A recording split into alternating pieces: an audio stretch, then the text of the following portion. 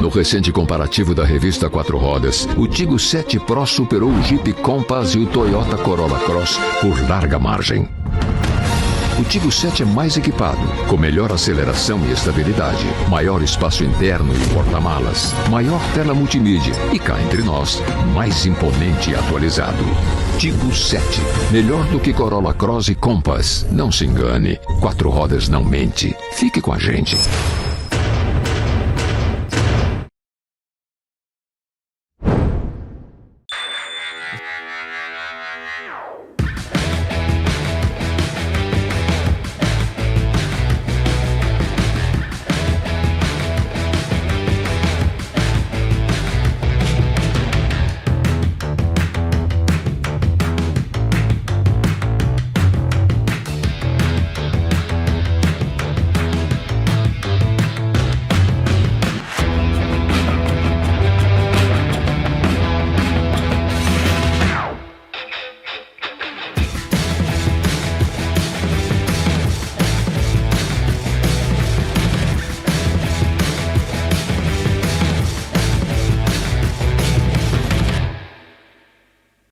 Esse aí na bike sou eu. No começo, minha mãe me segurava. Um dia ela me soltou e eu saí pedalando sem perceber. Com o inglês, foi a mesma coisa. Eu não entendia nada, mas quando eu me soltei, eu tava falando. Nice hat. So funny. When you learn something naturally, with confidence and expert teachers, you'll never forget it. English and Spanish for life, only at CCAA. CCAA, é assim que se fala. A Patos Colchões, sua loja exclusiva Quincoio Indocol, traz pra você o que há de mais moderno em termos de conforto. Se você tem problema de coluna, visite a Patos Colchões e conheça a Quincoil, a marca número 1 entre os quiropraxistas no mundo, a única recomendada pelo Instituto Coluna Vertebral. Dormir com qualidade e saúde. Não perca tempo. Temos condições especiais para você adquirir um colchão com tecnologia e também com super conforto, o que vai proteger sua saúde e sua coluna. Rua Pedro II, 674, vizinho à Celebração Festas. O pior ódio é o que se disfarça de amor. Na maioria dos casos de violência contra mulheres, o agressor é o companheiro ou o ex-companheiro dela. Não é força, não é por amor, não é valentia, virilidade, macheza. É covardia. É crime. Feminicídio zero. Nenhuma violência contra a mulher deve ser tolerada. Não se cale. Ligue 180, 190 ou 197. Mês da Mulher. Secretaria da Mulher e Diversidade Humana. Governo da Paraíba.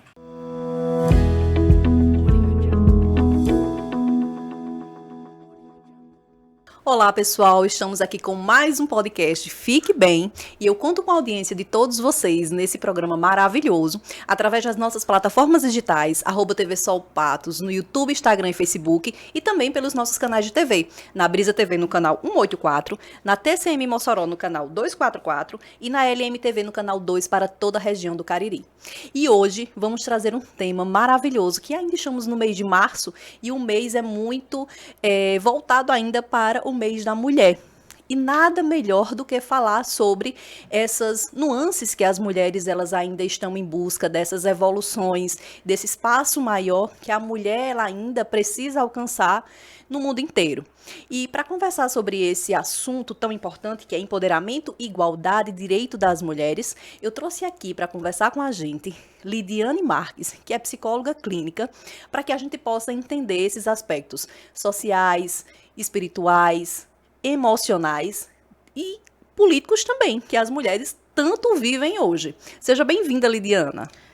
Primeiramente, quero agradecer, Deise, pelo espaço, por estar aqui nesse espaço que traz tantas forças, tantas potências. Então, para mim, hoje, no mês de março, é um mês simbólico, né, significativo para nós mulheres, e conversar com uma mulher que eu conheço da psicologia, que a psicologia nos deu de presente, Sim. Para mim é uma alegria estar aqui para assim, potencializar outras forças femininas que nos escutam, que nos observam através desse podcast que tem um alcance significativo em nossa Paraíba. Que maravilha, Lidiana. E para que a gente comece esse podcast maravilhoso, eu quero que você fale para as pessoas que estão nos vendo e nos ouvindo um pouco de quem é Lidiana. Fala para a gente sobre a sua trajetória. Primeiramente, eu sou Lidiana, filha, esposa, irmã, amiga, missionária nos diversos espaços também, porque eu acredito que não tem como falar de Lidiana sem falar de religiosidade, sem falar de fé.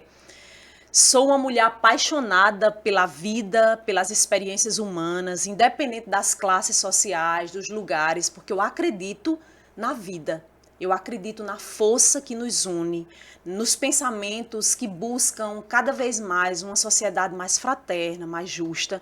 E aí falar com você nessa manhã me traz a retrospectiva de tantas pessoas que já passaram por nós. Porque, na verdade, a nossa história hoje, ela é uma construção. E aí eu trago a ancestralidade, né, de tantas mulheres que passaram por minha vida, por minha história e que me construíram.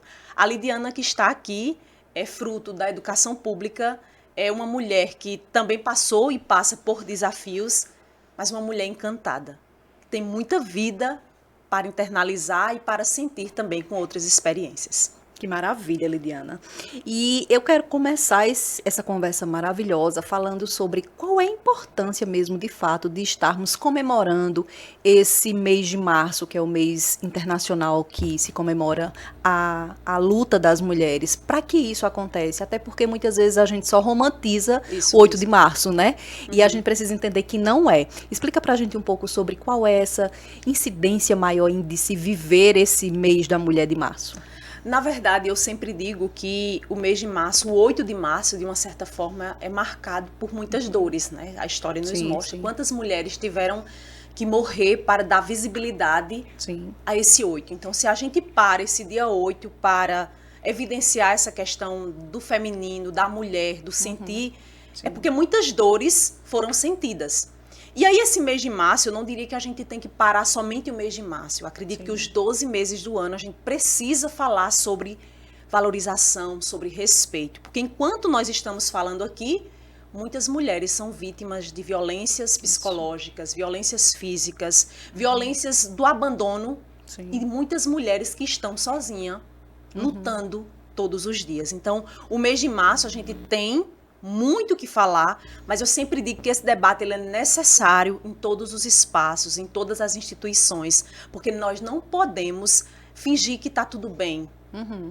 A dor de uma mulher mexe com cada uma de nós. A gente usa muito o termo sororidade, né? É sentir prazer com a mulher que se realiza, é torcer por mulheres. Mas será que realmente a gente vivencia isso todos os dias? Nas nossas práticas. E aí, Deise, eu sempre trago para a minha vida diária, no natural, o quanto de mulher, nesse momento, estão trabalhando em condições totalmente desfavoráveis. Quantas mulheres têm que mostrar o que fazem e não são vistas? Porque elas começam em casa a serem desvalorizadas. E aí eu sempre digo, mulher, ela precisa estar e falar das suas sensibilidades, mas a mulher, em qualquer lugar que ela esteja, ela precisa unir forças, porque a gente não faz nada sozinha.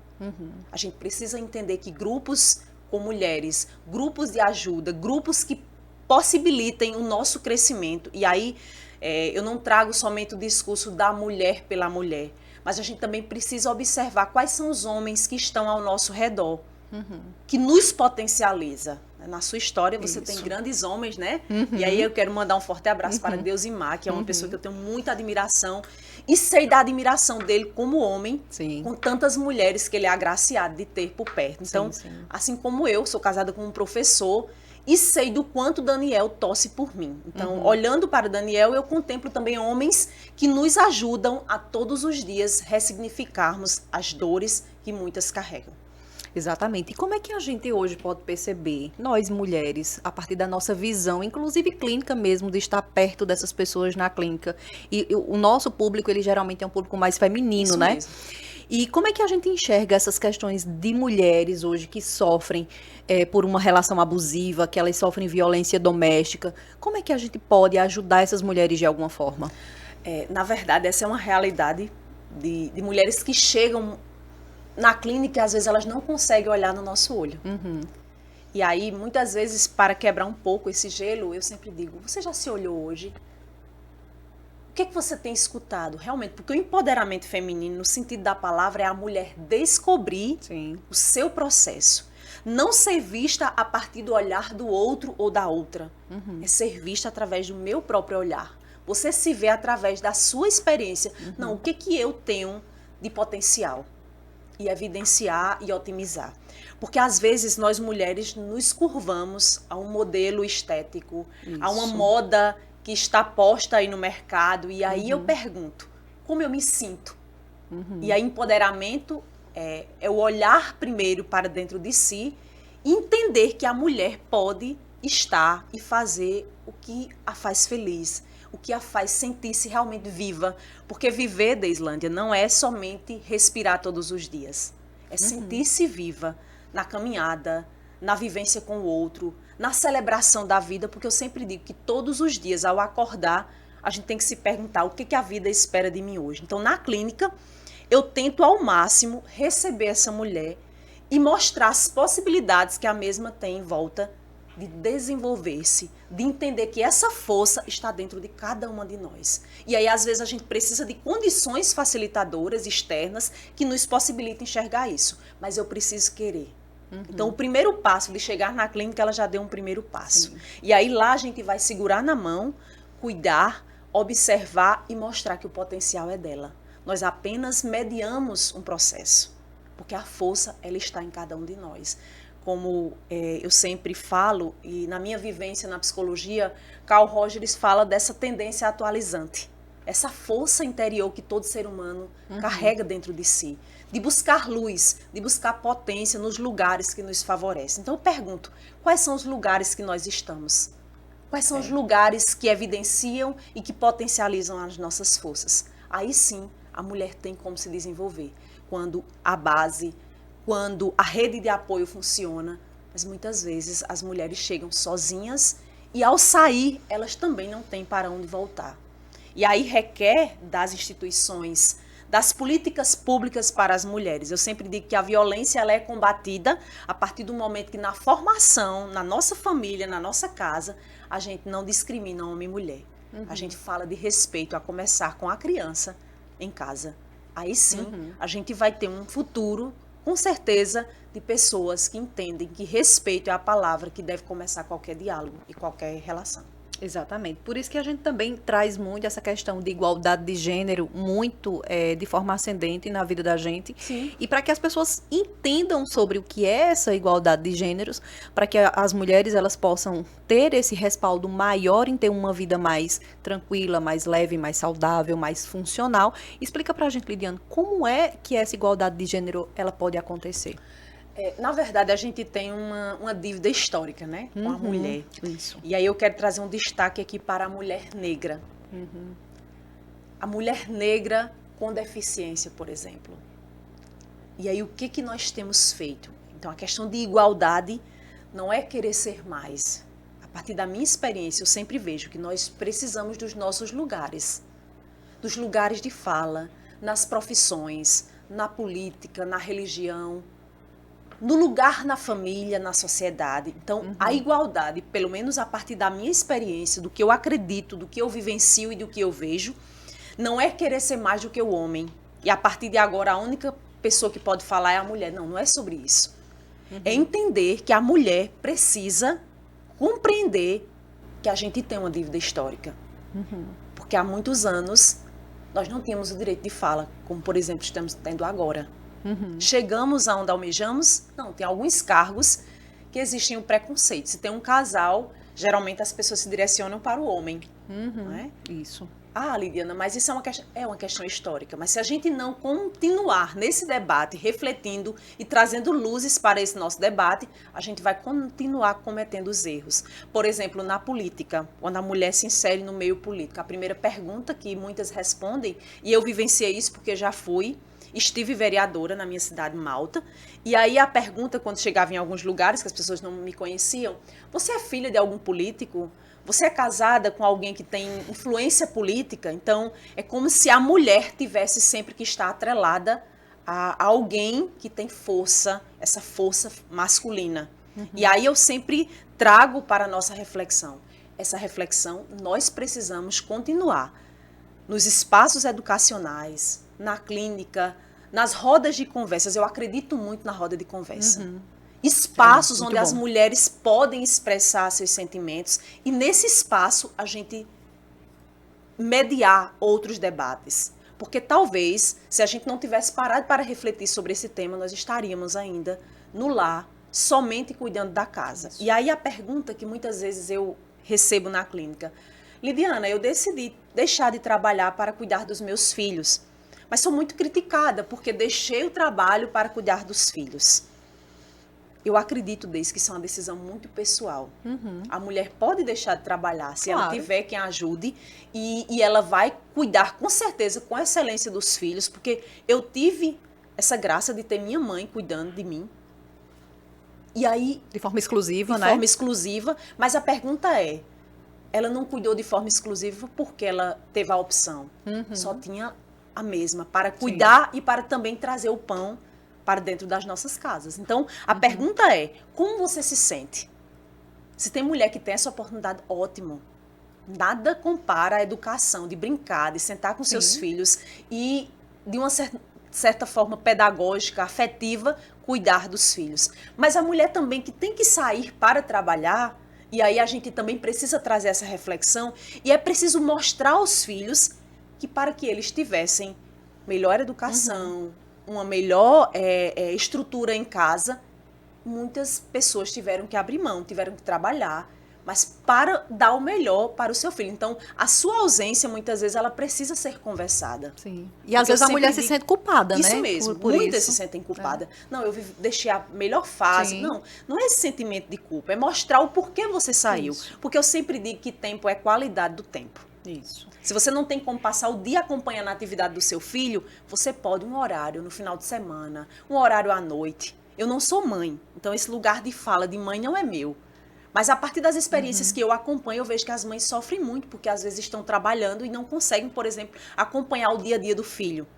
Mas vocês estão trabalhando porque tem também outras questões para serem resolvidas e outras angústias que nós, enquanto mulheres, carregamos, né? Então, assim, são questões que a gente tem que respeitar, apoiá-las e dizer, se você tem a oportunidade de trabalhar, ótimo. Se tem a oportunidade de ficar em casa e cuidar do seu filho, melhor ainda, porque você tem esse tempo com seu filho. E não se culpe por isso, porque o sentimento de culpa, ele às vezes nos paralisa. Sim. E a gente E tem que muito. sempre olhar que existe muita vida, porque a vida é no agora, é no presente.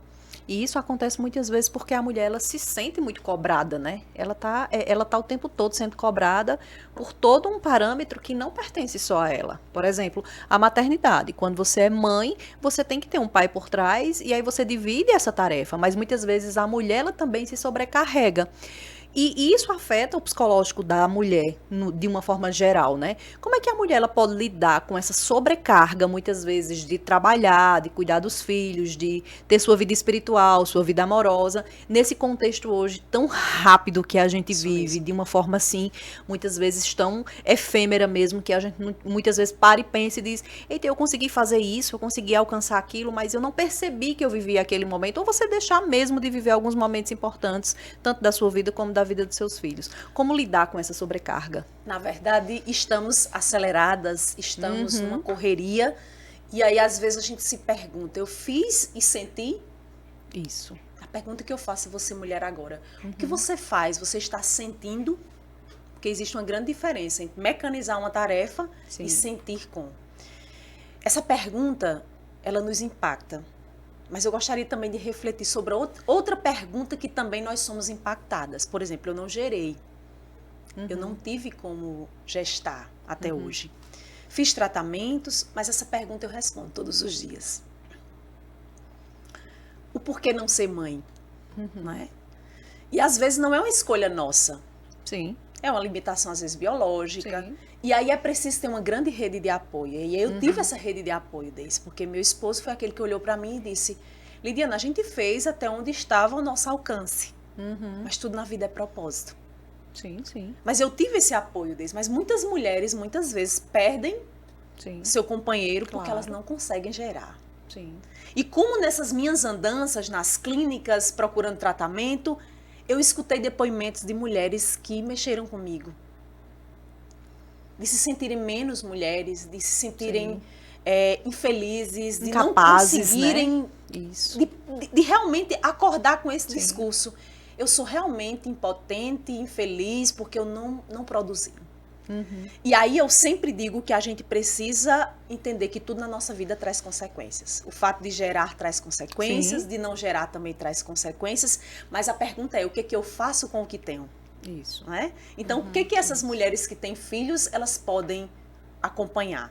E aí eu digo nas empresas, quando me chamam para palestrar, eu digo, se querem ouvir um discurso de respeito à mulher, eu digo sempre, se você tem uma atividade do seu filho na escola, não deixe de ir por questões de trabalho. Se organize, fale com a gerência, porque esse lugar é preciso estar, preciso fazer com que seu filho sinta-se realmente acolhido, abraçado, porque o olhar que ele quer é o olhar de mamãe e de papai lá na plateia, acompanhando cada processo e cada evolução. Mas tem dia que não dá. E é preciso tudo ser conversado. Não tive como ir hoje, porque a gente tem limites. E aí a gente traz uma sobrecarga de super-homens, de super-mulheres, que a gente tem que estar pronta sempre. Mas tem dia que a gente não consegue. Diante dessa velocidade, e a gente tem que entender que as máquinas estão para nos facilitar a conviver melhor, mas elas não podem substituir as relações. Existe tempo. E aí eu pergunto, você tem tido tempo para se ouvir? Porque no silêncio também a gente se escuta, a gente entende o que a gente precisa, o que essa mulher está pedindo. Ou eu estou apenas seguindo um trâmite mecânico? Se pergunte todos os dias. Eu faço essa pergunta ao acordar. O que eu preciso escutar nos meus silêncios? O que realmente condiz com a minha personalidade, com o meu jeito de ser? Então, na vida materna, e aí essa ideia também do romantizar a maternidade. De mulheres que, por exemplo, não conseguiram um parto normal. Não conseguiram amamentar. E aí esse discurso, por que não? Há sempre uma culpabilidade. Foi sua alimentação, é seu estado psicológico, é porque você não tem paciência. Isso. Mas eu não acredito que a mulher não tenha, toda mulher tem um desejo de amamentar, mas nem todas conseguem. E é preciso ter realmente isso muito claro. Quando se faz um pré-natal, sendo realmente acompanhada, tirando as dúvidas, saber quem é a sua rede de apoio, quem vai me acompanhar até a maternidade. Quem tem a oportunidade de ter um companheiro por perto, ótimo. Mas tem gente que não tem, tem mulher que não tem essa... Ela tem que voltar para casa e se virar mesmo. Então, para esse lugar de fala que a gente precisa entender, ninguém é mais ou menos mãe porque você não conseguiu amamentar. Isso. É um ato divino, belo, mas nem todas conseguem. E aí a rede de apoio tem que funcionar, tem que estar presente nesse momento. Mas aí tem mãe que não tem essa rede, e aí? Isso. O que nós, enquanto mulheres, e aí por isso que eu defendo sempre a ideia de trabalhar o social, as nossas ONGs, as redes, as políticas públicas, grupos de apoio com mulheres, com pessoas, com jovens, e acredito também no processo de educação formativa. As nossas salas de aula precisam terem esse debate, começando da criança. Eu acredito muito no processo de educação, começando lá na primeira infância. Atos que transformam, atos que possibilitam esses novos seres a entender que é preciso viver cada etapa da vida, mas é preciso entender que as mães também choram, os pais também precisam dos seus momentos e que as mulheres também têm suas sensibilidades e que elas precisam serem acolhidas, respeitadas e compreendidas também pelas suas falhas e pelas suas ausências. Por isso que essa educação que a gente fala, para que a mulher ela possa entender esse espaço de independência é tão importante. Porque educar é você direcionar, é você orientar. E apesar de estarmos vivendo num mundo extremamente tecnológico, com 1 milhão de informações, a gente ainda vê muitas mulheres que estão perdidas, que estão desorientadas. E aí é onde a gente entra com aquele aspecto de formar rodas de conversa, seja em igrejas, seja em praças, seja no âmbito político ou social, para que a gente possa alcançar, nessa forma de educar, abrir a mente dessas pessoas para que elas entendam o seu valor. Porque apesar de estarmos vivendo nesse século, a gente ainda percebe muitas mulheres que estão presas a valores muito ultrapassados. Como, por exemplo, ser dependente do marido, não poder trabalhar, ser aquela mulher que é só aquela mulher que cuida do seu lar, que não tem até o processo cognitivo de parar e pensar na questão mais resolutiva de algum tipo de problema que aconteça em casa ou com os filhos. A gente precisa educar para guiar essa mulher para que caminhos na realidade? Na verdade, o cenário contemporâneo é de, por exemplo, enquanto nós estamos aqui, nossos celulares estão aí com 1000 informações. Sim. E aí eu sempre paro ao acordar todos os dias e reflito, realmente, para que grupo eu estou falando? A gente hoje não consegue contemplar, falar para o mundo. A gente consegue as identificações. Sim. E aí eu pergunto, com quem você tem tomado uma xícara de café, uma xícara de chá? Porque com quem a gente convive diz muito também do que a gente internaliza. E aí está ao lado de mulheres empoderadas, de mulheres que nos ensinam. E quando eu falo de empoderamento, Deise, eu não estou falando da mulher que terminou um curso superior, que tem uma pós, que tem um mestrado. Eu escuto muitas vezes com a mulher que varre a rua. Sim. Uma experiência de superação, de resiliência que me faz realmente refletir. Vale a pena nascer mulher e vale a pena lutar todos os dias. Porque o ser mulher, e aí às vezes a gente deixa invisível tantas mulheres que fazem trabalhos extraordinários. Mas que essas mulheres nasceram e foram, de uma certa forma, meio que treinadas a somente trabalhar. E a não parar para pensar o que estão sentindo e como eu estou fazendo. E o valor que aquele trabalho tem. Né? Então, nessa dependência emocional, que muitas vezes a gente usa esse termo, e realmente é a dependência emocional, é o falar que eu estou numa relação abusiva, eu casei para a vida toda, mas o fato de deixar minha casa, eu serei divorciada e eu terei muito medo do olhar da sociedade. Isso ainda impacta. Eu escuto demanda clínica nesse sentido. Mas, Lidiana, como é que eu vou ficar com tantos filhos? Né? E aí entra essa questão da dependência financeira, do não buscar trabalhar, do não ter esse espaço para você ter sua renda, porque isso nos ajuda bastante. Mas a gente percebe que algumas mulheres, e aí não é questão somente da mulher mais idosa, muitas mulheres jovens ainda com esse pensamento. Não, eu casei, eu preciso passar pela vida nessa relação aqui, mas é porque eu dependo financeiramente. Sim. E aí, o que é que eu vou dizer aos meus filhos?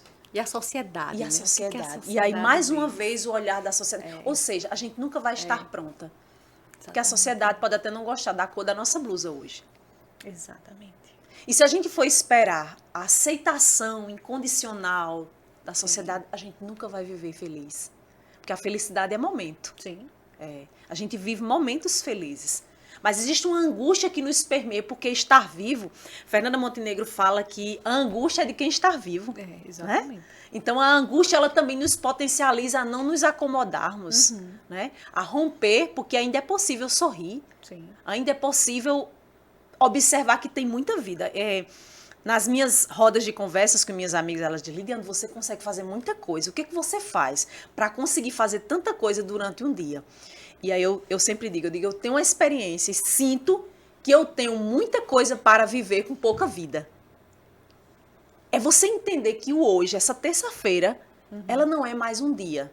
Ela é uma oportunidade que a vida está nos dando de fazer o que a gente recebeu o dom e a habilidade de fazer, mas fazer com excelência e com amor.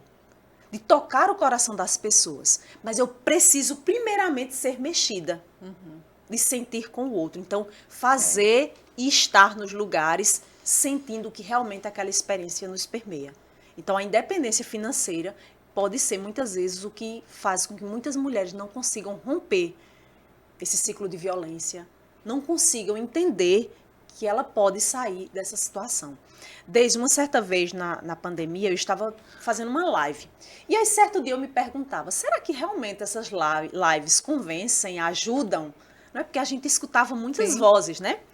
E aí, certa vez, eu recebi uma jovem que ela disse assim, Lidiana, através de uma live sua falando sobre empoderamento feminino, eu comecei a me olhar melhor. Porque eu vivia num lar que meu esposo dizia todos os dias, você tem que me aguentar, porque você não tem trabalho, você não tem quem te dê apoio, porque quem vai apoiar uma mulher divorciada? E aí, naquele dia que você olhou e disse, olhe, mulher, veja a força que você tem e recomece. E aí ela disse que conseguiu trabalhar mentalmente. Não, realmente, a vida está além das minhas paredes. Existe vida lá fora. E eu mereço viver. E com certeza a filha vai compreender.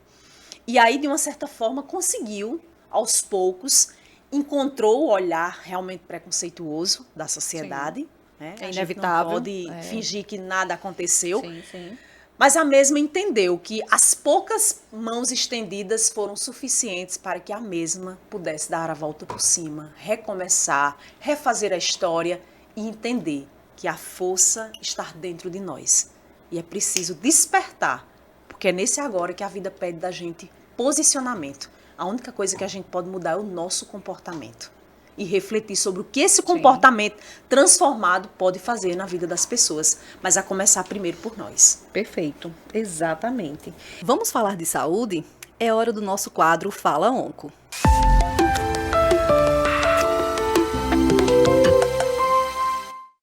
O mês de março está acabando, mas ainda dá tempo de falar um assunto extremamente importante: o Março Azul Marinho, uma campanha nacional que alerta para a prevenção e o diagnóstico precoce do câncer de intestino. A oncologista clínica doutora Lidiane Guimarães explica tudo pra gente. Oi Daisy, mais um Fala Onco, aqui diretamente do H+Onco. Vamos falar um pouco hoje sobre o câncer que mais tem aumentado a sua incidência no nosso país. Vocês sabem qual é?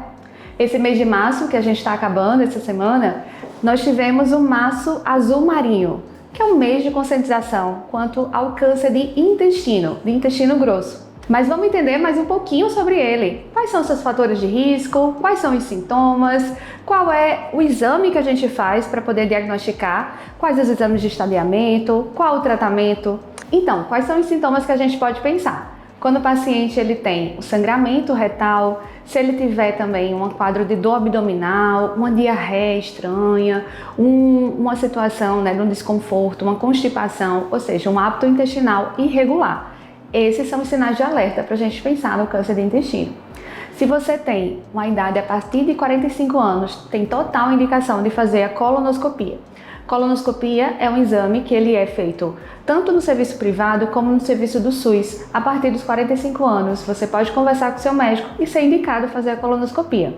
Esse exame é indolor, o paciente vai estar sedado e ele é rápido, meia hora no máximo se faz. E aí, se tiver alguma alteração, o endoscopista ele faz uma biópsia, ou seja, ele tira um pedaço daquela lesão para levar para o patologista. E o patologista é que vai me dizer, para mim, oncologista, se aquele material tem um adenoma, se é um adenocarcinoma, ou seja, se é um câncer verdadeiramente. Se for assim, a gente vai pedir o estadiamento. Estadiamento a gente faz com tomografias. Tomografia de tórax, tomografia de abdômen. Se tiver acesso, a gente pode pedir um PET scan.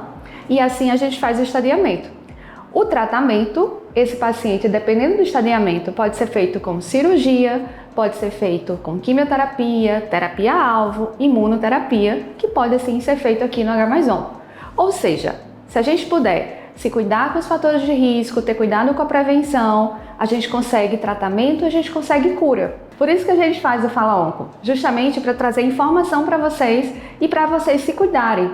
Por favor, se cuidem. Nesse mês de março, peça para as pessoas que tiverem indicação conversarem com os médicos deles e vir fazer a colonoscopia para poder ter cura, assim como minha mãe teve. Minha mãe, eu não sei se, acho que eu já falei para vocês, mãe teve um câncer de intestino e graças a Deus a gente descobriu na colonoscopia. Eu até brinco porque mãe não tinha nem anemia, não tinha outros sintomas de alarme, como eu falei para vocês.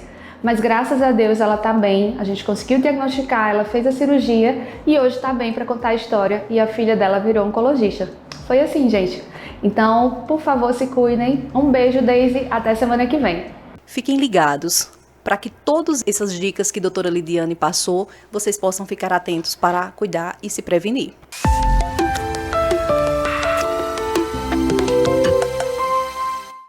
Falando na questão salarial, o que é que a gente pode entender hoje, nessa década em que estamos vivendo? Essa questão salarial, a inserção da mulher no mercado de trabalho, ela tem evoluído, tem melhorado, ou a gente ainda encontra aquela disparidade de o homem ganhar mais que a mulher? Eu acredito que vai depender muito do lugar, né? Sim. Da instituição. Ainda tem, né? Algumas situações que a gente precisa combater. Ainda existe trabalho subhumano Sim, sim. de pessoas que não ganham nem o salário mínimo e que trabalham uma jornada bem extensa. Mas é preciso entender também que a mulher precisa buscar formações continuadas. Tem cursos profissionalizantes, tem experiências aí que a gente, por exemplo, hoje às vezes a gente procura, e aí eu não diria somente para a mulher, mas a gente passa por uma dificuldade de mão de obra qualificada. Então eu acredito muito no processo de formação contínua. Nós precisamos estar buscando todos os dias aprendermos coisas novas. Sim. Se você, por exemplo, não se identifica com o estudo, por exemplo, nem todo mundo cursou um ensino médio, mas você consegue lá fazer um doce delicioso e deixar lá a sua marca. Você consegue fazer uma pintura. Então, como dar visibilidade a isso? Então, é muitas vezes a mulher olhar à sua volta, o que eu posso fazer além para complementar a minha renda? Existe sim essa disparidade em algumas profissões, a gente sabe. Sim, Existem sim. algumas profissões totalmente masculinas, né? Que a mulher, ao chegar, ela sofre muito Sim. preconceito. Mas a gente já observa luzes, por exemplo, na astronomia, né? A gente viu Sim. recentemente aquele casal, né, que esteve lá, né, no espaço e que de repente Sim. volta. E aí a gente percebe que mulheres também estão chegando na matemática, né? Já existem Sim, mulheres claro. na ciência, mulheres que estão mostrando que tem potencial para chegar em qualquer lugar. Agora, a identificação, por exemplo, nossa profissão. Nossa profissão ela é muito feminina ainda. Sim. Né? Exatamente. Mas aí, isso eu pergunto, vai depender muito do profissional. Se eu estou com um homem na mesma profissão e eu percebo que ele ganha mais, eu preciso me posicionar. Sim, exatamente. E aí, que bom que a gente busque todos os dias conhecimento, porque eu sempre digo que o nosso conhecimento ele é poder. Se você hoje em casa faz um bolo bom, vamos tentar fazer um bolo diferenciado. Vamos tentar criar um recheio. E a criatividade humana é o que nos possibilita a buscar crescer profissionalmente e ser valorizada. Então, não é esse lugar da vítima, da coitada, sabe? A mulher precisa dessa força. E aí, quando é que eu tenho desenvolvido em mim essa capacidade de me reinventar? De não se curvar em determinadas falas, determinadas formas autoritárias de, por exemplo, sugar da minha força braçal, da minha capacidade para pagar um salário que não dá nem para as necessidades básicas. E aí eu admiro desde quem consegue manter uma casa com um salário mínimo. E tem mulheres que têm uma educação financeira incrível. Uma educação capaz de transformar e de não deixar faltar o básico, de ir buscar além, de fazer a mais do que a vida te pede. Então, é muito questão de posicionar-se, de buscar forças e buscar apoio. É fácil? Não. É uma luta constante. Estamos aqui porque tudo está bem? Não. Tem muito que conquistar. Temos diversos espaços. Sim. Mas a sociedade está aí para que a gente possa desbravar como tantas mulheres fizeram isso por nós na nossa ancestralidade. Exatamente. E Lidiana, como é que se dá hoje a representatividade feminina na política e em cargos de liderança? Como é que você enxerga isso? Até mesmo porque você passou por essa experiência de estar na política, né? Como é que você enxerga hoje o posicionamento da mulher nessas questões políticas? Eu ainda vejo, né, um espaço machista. Existem muitas questões que a gente precisa vencer. Sim. Mas a gente tem muitos avanços, né? A gente já teve uma mulher presidenta da República. A gente já tem mulheres aí nas nossas câmaras de vereadores. Né? Tivemos momentos de não ter nenhuma mulher nos representando. Já vejo mulheres lutando, por exemplo, na Paraíba recentemente foi inaugurada, né, a Sala Lilás, Sim, né, sim. que é prevenir a Maravilhosa. violência antes que ela aconteça, que trabalha essa questão, até a forma de abordagem. Sim, sim. Então, isso tem uma sensibilidade de uma mulher, de sentir com e de sensibilizar uma equipe. Nós temos também espaços nas nossas cidades, né? Eu acredito que cada mulher, no seu papel, e aí você na sua clínica, você na ONG que você trabalha, a gente pode criar espaços que a mulher possa se posicionar. Aí você deve estar dizendo, mas Lidiane, as coligações exigem 30% para as mulheres. Sim. E aí, para nossa tristeza, muitas apenas emprestam o nome. Isso. Né? Para cumprir apenas um pré-requisito da Justiça Isso. Eleitoral, dos 30% de gênero. E aí muitas vão sem potencial competitivo, somente para cumprir com algo institucional e que tem que estar lá o nome. Mas para favorecer que homens ou mantenham o mandato ou cheguem lá. Sim. Que Na também trabalha a verdade- igualdade de gênero, né? Só que não é de fato vivido Não é de pela fato mulher que vivido, adquire ali. Aquele... Porque muitas aquela vão posição. somente Isso. para cumprir ou porque alguém pediu. Mas aí é preciso que a mulher realmente se coloque nesse papel de acreditar, de lutar. Claro que não vamos conseguir, mas que nós tenhamos pelo menos 50%. Sim, sim. Nas nossas câmaras municipais, na Assembleia Legislativa. Então, precisamos de mulheres nesses espaços, porque temos uma sensibilidade diferente. E aí, o lugar de fala da mulher, ela tem que chegar nos lugares e nas casas da lei. Porque a lei, Sim, sim. sem a sensibilidade, é apenas um papel sem vida, Deise. Então, o nosso discurso ele tem que ecoar nas casas legislativas, nas assembleias, nos debates e, por que não, nos lugares de destaque. Nós temos várias mulheres, hoje uma das mulheres mais influentes é Úrsula, uma das mulheres protagonistas como médica no ambiente político e ela fala para o mundo. Nós temos uma mulher que eu acredito que mesmo não estando mais em nosso plano terreno, trouxe uma visão não da política partidária, mas a doutora Zilda Arnes, fundadora da Pastoral da Criança, morreu numa missão, mas ela deixou um legado de uma mulher que se posicionou, de que como médica sanitarista ela não ficou à margem, ela se posicionou, porque aquela criança que estava desnutrida Sim. mexeu com a mesma. Então, eu sempre digo que para a gente fazer o bem, para a gente provocar e transformar as realidades, nem sempre a gente precisa estar na política partidária. Precisamos estar lá, sim, mas nem sempre a gente só faz o bem se estiver lá. A gente precisa fazer nos lugares que as nossas vozes podem alcançar. Não é? É preciso entender que o lugar de fala ele tem que ecoar nas audiências públicas, nas assembleias, nos debates, nos fóruns e, por que não, pensarmos em rodas de conversas nas nossas cidades, nas nossas comunidades rurais, nas comunidades quilombolas, porque a questão cultural é que muitas vezes nos paralisa, Sim, mas nós demais. precisamos romper essa estrutura que muitas vezes nos paralisa. Então, a mulher é para estar na política, realmente para competir, para chegar lá como mulher pela luta, pelas causas sociais, pelas bandeiras que a mesma defende ou que defendeu. E aí é preciso entender que a mulher, no lugar que ela tiver a oportunidade de fala, ela precisa tocar nessas dores, nessas angústias que muitas estão sofrendo agora. E é um absurdo, né? Porque a gente ainda percebe essa prisão, muitas vezes, que essas mulheres vivem, tanto no âmbito de trabalho, como de relacionamento. E, assim, ter essa voz é muito difícil. Por isso que a gente fica muito feliz quando as mulheres pedem ajuda, né?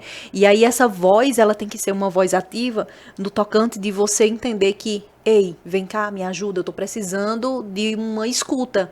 E aí é preciso que você se posicione em parar para ser ouvida, né? Porque muitas vezes a mulher ela entende que nem isso ela precisa. E aí é onde a gente tem que entender e acolher essas mulheres nesse âmbito de realmente compreender aquele sentido de vida que ela tem hoje, mas que também trazendo para ela um sentido novo, né? Eu acho que esse redirecionamento na vida de qualquer pessoa é extremamente importante. A gente não pode se limitar àquilo que a gente já tem, né? Isso mesmo. E muitas vezes a gente percebe as mulheres muito presas a questões de valores. Eu casei, é pro resto da vida. Nós somos treinadas culturalmente para isso, mesmo. né? A mulher é treinada culturalmente para que ela possa servir. E aí a gente precisa entender que não, ela precisa... Por isso que o empoderamento feminino ele é tão importante, porque traz sua independência, sua autonomia, traz sua voz mesmo como algo mais íntegro, né, de quem você é. E você ter esse reconhecimento é muito importante. Por isso que hoje a gente também percebe que os aspectos psicológicos das mulheres, eles têm sido meio que uma montanha-russa, né, Lidiana? O que é que você encontra na clínica quando essas mulheres chegam para falar sobre emoções? Na verdade, quando a gente acolhe uma mulher na clínica, às vezes elas chegam e dizem assim, eu quero apenas chorar hoje. Porque talvez elas não tenham tido tempo, nem lugar apropriado, confortável, porque a gente manifesta a nossa emoção, principalmente a tristeza, né? Exatamente. Onde a gente se sente acolhida e apoiada. Mas às vezes as mulheres não têm nem esse tempo, porque ela não quer que o filho a veja chorando, ela não quer que o esposo a veja chorando, porque ele vai perguntar o que está acontecendo. O que você quer se eu estou dando tudo? Mas será que o tudo que a mulher precisa é a feira, é uma casa organizada? E aí, o que mais impacta é, por exemplo, essa questão da sexualidade feminina. Muitas mulheres são abusadas nos seus próprios relacionamentos. E muito. E elas não têm noção e não têm clareza do que acontece. Não tem consciência, né? Elas não têm, digamos normalizam. assim, normaliza. Porque, não, eu casei, então eu tenho, é isso mesmo, eu tenho que aguentar isso até... Como na própria questão sexual. Muitas vezes as mulheres, elas transam por obrigação. Elas não transam porque elas querem, né? E aí a mulher, no ato sexual, ela tem que se colocar e dizer, não, hoje eu quero. Não, hoje eu não tô afim. Então, essa questão de receber na clínica, e aí eu gosto muito de trabalhar a questão, por exemplo, da faixa etária. O que você recebeu na adolescência? Como foi sua vivência na adolescência? Ontem nós participamos de um encontro, uma escola estadual lá em Malta, com Escola de Jovens e Adultos, Brasil Alfabetizado. E assim, foi bem interessante, porque lá nós tínhamos um público bem diverso, crianças, adolescentes e mulheres já com uma certa idade, 70 anos, 75 anos. E a gente começou a despertar algumas perguntas sobre como a mulher deve se vestir. Eu achei bem interessante a resposta de uma criança de 10 anos. Ela disse, o corpo é dela e ela se veste como ela quiser. Então, claro que essa criança deve ter vindo de um lar que ela escuta esse debate, ela tem esse apoio. A escola deve fomentar esse tipo de debate. Então, é começar nas oportunidades que a gente tiver, na sala de aula, nas salas de espera das nossas UBSs, nos nossos hospitais, por exemplo. O que pode ser feito? Eu sei que na urgência e emergência a gente não tem como falar muito sobre isso, mas nos lugares que nós tivermos mulheres profissionais, falarmos sobre essas questões. Porque talvez seja essa luz, naquele momento exato, de estender a mão e dizer, estou aqui, o que a gente pode fazer juntas? Então, fazendo isso, eu acredito que a gente começa a possibilitar que essas mulheres saiam dessa situação de violência. Então, a clínica, eu observo que é um espaço que aí também nem todas conseguem chegar lá. Infelizmente. Nem toda mulher consegue pagar uma terapia. E ainda existe o discurso machista de dizer, você está procurando o quê? Se você tem tudo. Quando não é chamada de doida. De louca. Né? Quando, às vezes, a gente sente na fala da mulher que quem, na verdade, está precisando da terapia é o companheiro. Mas ele se fecha para esse mundo. Então, é preciso entender, não, eu preciso cuidar da minha saúde. Se o outro não quer, paciência. Mas é preciso desconstruir essa ideia de que terapia é para quem está louco ou louca, mas a terapia é prevenir o adoecimento, a terapia é mostrar e dar visibilidade aos potenciais que tantas pessoas têm, que muitas vezes estão tão fechadas nessa inércia de não conseguir pensar além, e eu acredito que o ser humano, ele aprende até o último suspiro. Com certeza. Por isso que eu falo que a psicoterapia é a melhor faculdade que o ser humano ele pode fazer na vida dele. Não tem outra. Então, você pode ter o título de PhD. Você não passou pelo processo de psicoterapia, tá faltando alguma coisa. Por quê? Porque é onde a gente se encontra, né? É onde a gente tem aquele processo de escuta sem julgamento. Por isso que a gente não pode usar os nossos amigos como psicólogo, os nossos pais não são os nossos psicólogos, nossos companheiros não são, porque eles não têm a base científica para poder ouvir sem julgar, que é muito importante, gente. Você chegar num lugar e falar aquilo que você sente, entendendo que aquela pessoa que está te ouvindo não vai dizer, você está errada, é maravilhoso. Por isso que a psicoterapia é um processo de libertação. Sim. E que bom que todo mundo pudesse ter acesso. Isso mesmo. Né? A gente vê hoje a saúde mental ainda crescendo, mas a gente ainda precisa abranger mais esses campos de acessibilidade à psicoterapia, principalmente em setores públicos. Né? Isso mesmo. A gente vê uma pequena melhora. Eu ainda vejo uma pequena melhora. Tem muita gente que ressalta muito a saúde pública do meu município, a saúde mental do meu município já é muito boa. Não, tem que melhorar. Tem que melhorar muito. Até porque nós temos muitos psicólogos hoje. A psicologia tem formado muita gente. E, assim, as prefeituras, os municípios, elas poderiam colocar esses profissionais para esse momento, pelo menos de escuta. Sim. Eu acredito que já melhoraria muito a qualidade de vida do ser humano. Porque tornaria esse processo mais acessível. Porque às vezes, Deise, eu trabalho com outros profissionais da fisioterapia, da nutrição, da medicina. E aí eu escuto, às vezes, colegas que dizem assim: ô Lidiana, seria tão bom a gente ter um primeiro momento com uma psicóloga ou um psicólogo, porque tem demandas que chegam pra gente.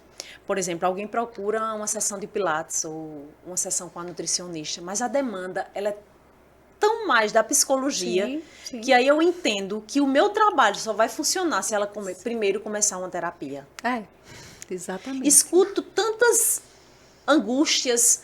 De repente a mulher chega e diz: eu não quero fazer o exercício hoje, eu quero apenas conversar, eu quero apenas chorar. Então, a gente encontra também na medicina, por exemplo, Sim. às vezes a gente diz: determinado paciente vem todos os dias, essa mulher está todos os dias aqui, mas é porque ela está buscando alguém com um espaço que a deixe confortável para falar das suas angústias. Porque nem todo espaço possibilita esse conforto. Sim. Para que aqui eu posso falar e entender que eu serei compreendida e respeitada e não serei julgada. Porque já tem muitos dedos apontados, né? Exatamente. Lá fora. Demais. Existe muita gente manipulando e querendo montar um estilo de vida para mim e para você. Mas a gente não se enquadra. Exatamente. A gente tem uma opinião própria, a gente tem uma personalidade e a gente vai fazer aquilo que nos faz bem, aquilo que nos faz sentirmos todos os dias vivas, capazes de entender que a gente tem uma criatividade própria e que a gente precisa fortalecer essas pessoas que talvez... Então, a terapia é justamente esse espaço de você otimizar, fortalecer tantas virtudes que muitas mulheres não tomaram consciência de que as têm. Exatamente. E aí é onde a gente tem que entender que a mulher ela precisa tomar espaço onde ela já está. O primeiro princípio é esse. Isso mesmo. Eu preciso ter vez, eu preciso ter voz, eu preciso falar sobre minhas emoções estando no lugar que eu estou. Aí é onde o outro vai percebendo o que é que você está precisando, qual é o seu grito na realidade, né? E aí muitas se calam. E aí é onde a gente tem que desenvolver essa comunicação assertiva. Você percebe que as mulheres hoje elas estão tendo um ímpeto maior para se comunicar bem, para falar sobre o que sentem, sobre o que querem? Eu vejo avanços, né? Sinto esses avanços. Eu acredito que ainda tem muito o que ser feito. E aí tenho muito o desejo de tornar vista aquela mulher que, por exemplo, está em casa agora e nos acompanha, mas ela talvez não tenha esse espaço para mostrar o que faz, para falar do que sente. Porque geralmente, quando a gente vai fazer homenagem, né, no mês da mulher, a gente chama sempre aquelas pessoas que já estão em evidência. Sim. Né? Exatamente. E aí, por exemplo, eu gosto muito de participar. Uma mulher está montando um negócio, ela vai fazer uma inauguração. Eu gosto de prestigiar. Porque eu acredito que a nossa presença lá faz com que essa mulher realmente diga: não, o meu trabalho ele é importante, porque outras pessoas, outras mulheres torceram e torcem por mim. Então, ver um negócio, não precisa ser uma grande empresa, né? Às vezes um pequeno bazar, uma experiência que está começando, que está nascendo, porque todo projeto começou de uma ideia, né? Sim, claro. Ninguém começou pronto. Sim. E aí você começar a observar, na rua que eu moro, na comunidade rural que eu moro, quais são as mulheres que desenvolvem trabalhos sociais, criativos, artesanais. Tem muita mulher que precisam desses espaços para serem vistas e estão lá no anonimato. Isso. Eu sou filha de uma mulher chamada Maria e que, graças à força e à coragem de dizer: eu tenho que colocar minhas filhas na escola, Porque por meu pai a gente não teria como estudar, porque filhas de agricultores não tem como pensar em estudar. Sim. E minha mãe foi ousada à época Sim. em dizer, não, elas vão, porque é a única herança que eu posso deixar para as mesmas. E aí minha mãe é essa mulher que me fortalece todos os dias e que não desiste da vida e que não desiste de vencer os desafios. E é importante observar que muitas mulheres, elas têm um potencial. Elas têm lá uma produção belíssima e você chegando na casa, você parando para olhar o bordado, a pintura, o artesanato que ela faz lá com condições mínimas. Sim. Imagine se essas mulheres tivessem espaço, Deise. Transformaria. E isso melhora a autoestima, isso gera empoderamento, que é essa capacidade de tornar-se realmente, não, quem sou eu? Realmente eu tenho um potencial e compreender que empoderamento eu descubro a partir do que eu faço comigo e do que quero, sem precisar do olhar do outro. E isso é muito importante que as mulheres entendam, né? Para que elas possam entender que a tapioca que elas fazem são as melhores. O bolo que ela faz Isso é mesmo. o melhor. É no tanto que as mulheres hoje elas têm crescido muito também no mundo do empreendedorismo, né, Lidiana? Isso mesmo. Inclusive nós participamos recentemente no Sebrae, né, com Dilane, com Ana Estefânia, e aí um trabalho belíssimo, que é o 2º ano que eu participo, né? Mulher que faz. Tantas mulheres, desde que às vezes a gente senta do lado e não sabe o que aquela mulher produz, tanta coisa boa. E aí nós precisamos evidenciar esses trabalhos que muitas vezes estão no anonimato. Dar visibilidade. E aí quando a gente fala do empreendedorismo, a gente percebe a mulher com esse olhar, né, do desenvolvimento, mas a mulher da valorização, da estética, da mulher que valoriza, por exemplo, contratar mais mulheres para a sua empresa. Isso é um ganho significativo, né? Ter essa sensibilidade feminina.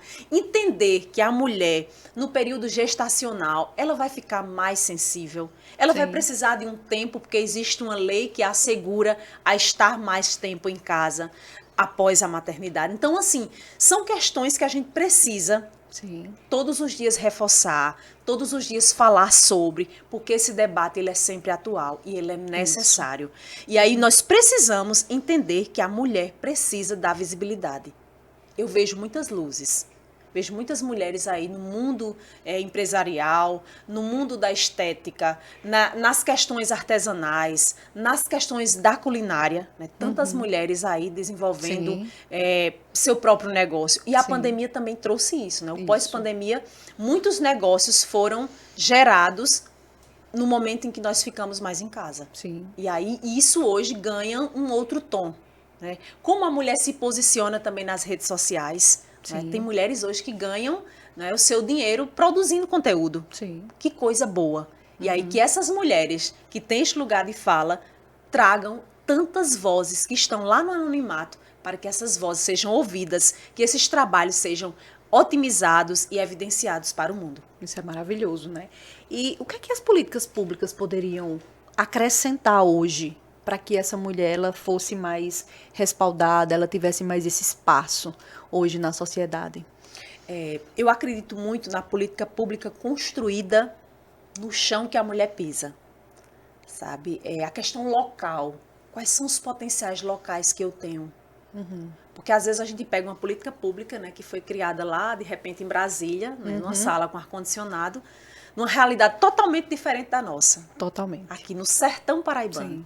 E aí, às vezes, a gente tem tantas questões aqui, tantos projetos que a gente pode potencializar, claro que com recurso, com o apoio necessário, com a regulamentação da documentação e trazer os órgãos competentes para treinar, para facilitar e otimizar potenciais. Por exemplo, nas nossas cidades, o que a gente pode potencializar na culinária?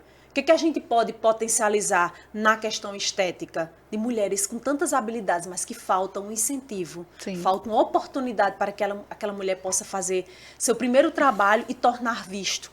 O artesanato, né? O artesanato cresce muito. Tantas potências que estão guardadas agora nos nossos armários. E aí a gente pode, através das políticas públicas, transformar, dar visibilidade, fazer uma exposição, fazer uma mostra feminina, quem sabe, nas nossas cidades, nas nossas escolas, nos ambientes em que a gente possibilite visibilidade. Porque hoje esse espaço, por exemplo, da TV Sol, é tornar com que esse espaço possa ter um alcance maior, de vozes femininas, de trabalhos femininos e de tantas entidades que têm feito e que faz por tantas mulheres. Por exemplo, Deise, eu acredito que você participa do grupo Amigas Viva a Vida. Viva a Vida. Então, assim, é um trabalho belíssimo Sim. que pode também, através das mesmas, fazer parcerias, escutar tantas mulheres Sim. que venceram, por exemplo, o câncer. Claro. Acolher, né? As que estão agora Acolher descobrindo o as diagnóstico. dores, mas que elas podem também celebrar. Sim. Porque eu sempre digo que a vida não é só dor, não é só angústia. Sim. A gente precisa celebrar pontos fortes. E tantas mulheres na sua cidade, na sua comunidade rural, que têm esse potencial de liderança e que pode fazer com que outras mulheres também tenham visibilidade. Então, aqui em Patos a gente tem muitas experiências. Eu gosto muito de ir ao mercado, tomar um caldo. E aí eu vejo mulheres que chegam 2 horas da manhã para preparar refeições, para servir a trabalhadores, as pessoas que vêm a Patos, por Patos ser essa cidade polo, né, de receber tantas cidades. Sim, e aí, sim. como o nosso mercado tem forças vivas de mulheres que dormem pouco, Sim. mas que esse trabalho delas tem um valor simbólico, significativo. E se você para ali meia hora para escutar a história de vida daquela mulher, você tem uma aula. Sim. Né? Você sai de lá fortalecida para entender, eu preciso viver cada dia mais, potencializando, porque diante de tanta dificuldade, essa mulher está aqui com um brilho no olho, servindo o melhor caldo para mim, então faz sentido fazer com excelência o meu trabalho, porque não é sobre o que se recebe ao término de um trabalho como esse, é sobre o valor que se agrega àquela mulher que acorda 2 horas da manhã para preparar o melhor caldo e nos servir. Então, Exatamente. são essas forças que muitas vezes elas não estão sendo vistas. E eu defendo muito essa ideia, porque isso proporciona autoestima. Porque por trás de uma mulher tem uma família, tem histórias, tem vivências. E a gente precisa de ambientes que escutem, de pessoas treinadas, habilitadas e que gostem de cheiro de gente. Exatamente, principalmente, né? E como trabalhar nessas mulheres, Lidiana, a questão do amor próprio e da autoestima, que muitas vezes é o que a gente vê que as mulheres elas não têm mesmo, ou não sabem como começar a desenvolver essas questões. O que dizer para essas mulheres? A gente estar vivenciando uma experiência de que existe um modelo, né, estético. Sim. Muitas mulheres se cobrando um padrão de beleza, Isso, né? demais. Se submetendo a procedimentos Estéticos muito invasivos, muito né? invasivos. E aí não é o fato de... Eu admiro, acompanho mulheres que fazem procedimentos, acolho, estar bem, que bom que você está bem. Mas muitas mulheres fazem os procedimentos e elas voltam com a mesma angústia, com a mesma dor, com o mesmo sentir-se feia. E aí a questão não é somente de mudar uma aparência, de fazer uma harmonização. Eu realmente sentir-se. Sentir-se bem com o que você é. Entender que um processo de envelhecimento deve ser vivenciado de forma Natural. natural. Né?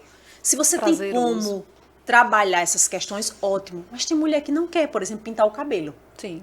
Isso tem que ser respeitado. E tá tudo bem. E tá tudo bem. Tem mulher que quer fazer e tá tudo bem também. Então, assim, é como você se sente. Porque, assim, não adianta você vestir a melhor marca, fazer o melhor procedimento, mas se isso não é sentido. Isso. Porque talvez você esteja tentando enquadrar um padrão estipulado pela sociedade, pelo modelo de venda, o que é mais vendável. Não, é sobre entender que existe um processo natural, existe cada etapa na vida, que eu posso estar fazendo um procedimento estético, mas estar bem primeiro com a alma. Sim. Por isso eu acredito que ao acordar, independente aqui de religião, Sim. é o acordar, é fazer uma boa leitura, é tentar escutar uma música que possa otimizar essa minha capacidade de transcender, de ir além. Porque eu acredito que a espiritualidade nos ajuda a nos reinventarmos. E a nossa criatividade feminina é algo valioso e valiosa. É a mulher ser criativa do seu jeito, da sua forma e sentir-se bem com o que você tem. Se estar magra, ótimo. Se estar gorda, viva essa sua experiência. Claro que com saúde. Sim. Quando eu falo hoje em atividade física, que defendo primordialmente uma caminhada, se você não se identifica com a academia, se você não se identifica com a correria, você pode fazer a sua experiência da caminhada. De fazer algum movimento, porque o corpo precisa estar em movimento. Sim. Acompanho mulheres de 60, 70 anos que têm uma atividade física e você percebe a diferença. Sim. Então, é envelhecer com saúde, é entender que o processo natural da vida é a gente viver cada etapa de forma intensa, mas é sentir-se bem com o que tenho, com o que sou, porque não é somente resolver com um procedimento invasivo, porque talvez, em alguns casos, a gente traz muito mais consequências. É preciso se reinventar todos os dias e observar todos os dias no espelho, que as nossas marcas de expressão, elas dizem sobre vida, sobre experiências e sobre muitas lágrimas que foram derramadas, mas que deixaram ensinamentos. Então, a dor também ensina, nenhum deserto é para sempre, mas a mulher precisa olhar para dentro de si e entender que essa força está em cada uma, que nos escuta agora, por exemplo. Exatamente. Por isso que a autoestima não é só você estar bem fisicamente, né? As pessoas associam muito a autoestima em você estar bem, bonita, sorridente. E a autoestima é muito mais do que isso. A autoestima também é, por exemplo, autocuidado. Autocuidado. Né? Então, fazer os exames preventivos, fazer uma atividade física, cuidar da sua vida espiritual também é muito importante. Manter esse processo de autoconhecimento. É isso que a gente precisa manter em torno de tudo aquilo que a mulher ela precisa de uma forma mais abrangente. Até porque ela se fecha muito nos seus mundos de responsabilidades e aí esquece que ela também precisa desse cuidado. E aí, desde agora, a gente tá com um sertão verde, né? Bonito, né? Isso. Revestido de beleza.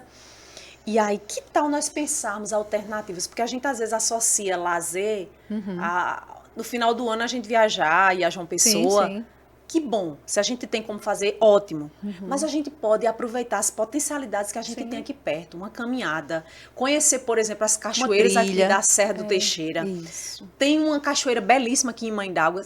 Vivências próximas a cada uma de nós que a gente pode montar grupos, fazer essas experiências, compartilhar, por exemplo, receitas. Nós tivemos uma experiência com jovens e mães de um piquenique. Fazer uma trilha e após a trilha a gente sentar, cada uma levar um prato que construiu, que fez de forma artesanal, cuidadosa. E aí, como teve um ganho significativo? Aí a gente escutava os relatos, olha, isso aqui foi minha avó que me ensinou. Então, olha o ganho significativo que isso tem. Então, a gente pode reinventar. E aí, às vezes, quando a gente tira um momento para o lazer, nós mulheres muitas vezes escutamos, eita, vida boa, né? Eita, tá bem, que tá viajando. Que bom que a gente está bem para viajar. Porque lazer não é a gente sair e ficar se culpando porque deixou aquele domingo a casa fechada. Lazer realmente é tornar esses gestos simples do dia a dia momentos de prazer, sem estar com a cobrança do relógio toda hora, porque a gente já tem uma semana toda para isso. Então, mulher, qual o dia que você tira para o seu autocuidado? Autoestima é se revestir de sentir-se viva, de sentir-se bem da forma que você está. É psicohigiene, né? É uma decisão pessoal, que ninguém pode fazer isso por você. Nem sua terapeuta. Pois, exatamente. A gente faz os nossos 50% e a pessoa tem que fazer os 50%. Tem que fazer os 50%, né? Isso mesmo. Lidiane, estamos chegando ao fim de mais uma conversa maravilhosa. Foi muito proveitoso esse momento. E eu quero que você deixe uma mensagem para as pessoas que estão nos vendo, nos ouvindo, em especial para as mulheres, sobre a importância de ser mulher, a importância desse empoderamento hoje na vida delas. Quero aqui deixar uma mensagem especial para cada mulher que nos acompanha. Para mim é uma honra, né, ter mulheres nos escutando e quero assim deixar um abraço apertado, uma mão estendida para dizer que nós precisamos de levar esses debates para os diversos espaços em que nós temos a oportunidade. Sou apaixonada por ter nascido mulher, por ter mulheres fortes ao meu lado, aqui eu quero mandar um abraço para minha mãe, Maria, para minha irmã Lidiane, para Helena, que são mulheres que me influenciam todos os dias a buscar a minha melhor versão. Mas também para homens especiais que fazem da nossa vida uma vida pautada no respeito e no processo de autocuidado. De estar onde eu me sinto bem, de me vestir como eu me sinto bem. Então, estar hoje aqui falando na TV Sol, nesse podcast com Deise, que é uma pessoa que eu tive a oportunidade de conhecer na psicologia, mas para você, mulher, busque, queira mudar, peça ajuda e ajude aquelas mulheres que estão próximas. Nós precisamos evidenciar tantas forças femininas que temos por aí, elogiar o trabalho de uma mulher, parabenizá-la pelo sucesso, dizer que elas podem ir muito além. Essa é a nossa fala. Sororidade não é apenas uma palavra bonita e vestir o lilás. É preciso vestir-se realmente de autoestima, de empoderamento que depende de cada uma de nós. Para mim, eu ficaria falando o dia todo aqui, porque falar sobre mulher é me sentir viva todos os dias e ser criativa. Um forte abraço e um abraço apertado para aquelas mulheres que não descobriram ainda o seu potencial. Fique em paz, fique bem e qualquer coisa estamos aqui.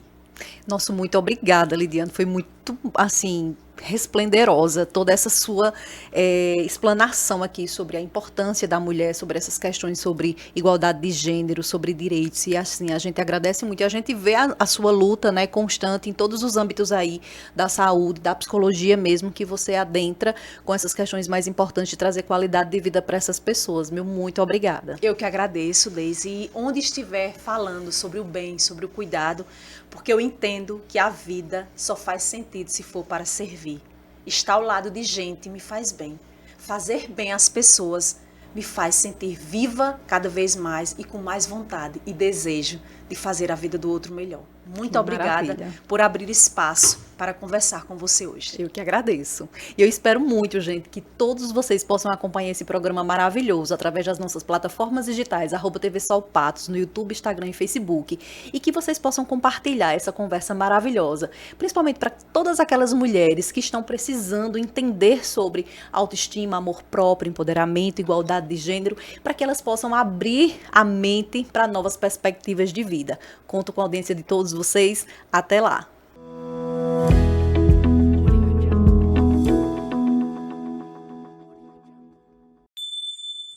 Trabalho, faculdade, que fase?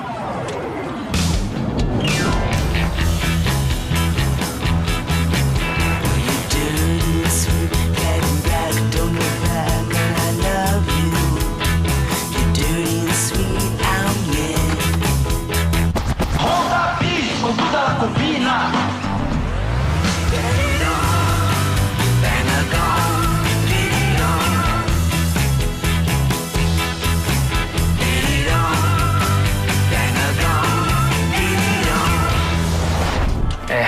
Que fase! Leve a vida numa Honda. Nova Bis e Elite.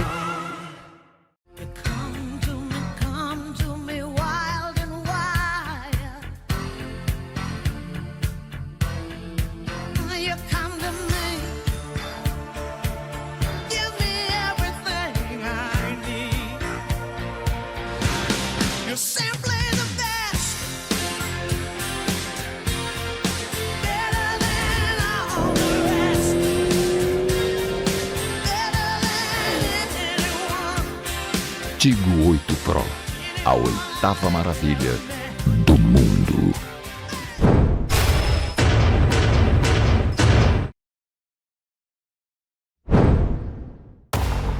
O pior ódio é o que se disfarça de amor. Na maioria dos casos de violência contra mulheres, o agressor é o companheiro ou o ex-companheiro dela. Não é força, não é por amor, não é valentia, virilidade, macheza.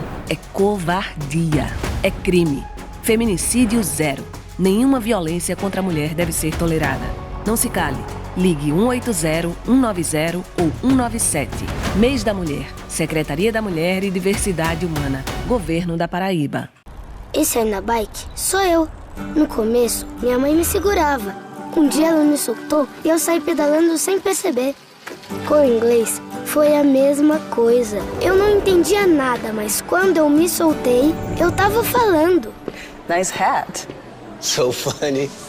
When you learn something naturally, with confidence and expert teachers, you'll never forget it. English and Spanish for Life, only at CCAA. CCAA, é assim que se fala. Energisa apresenta Luzi. Oi, a Luzi brilhando aqui de novo. Gente, energia tem tudo, né? Na geladeira, na TV, no banho quentinho, é maravilhoso. Mas também é importante economizar. Pra começar, bora entender melhor a sua conta?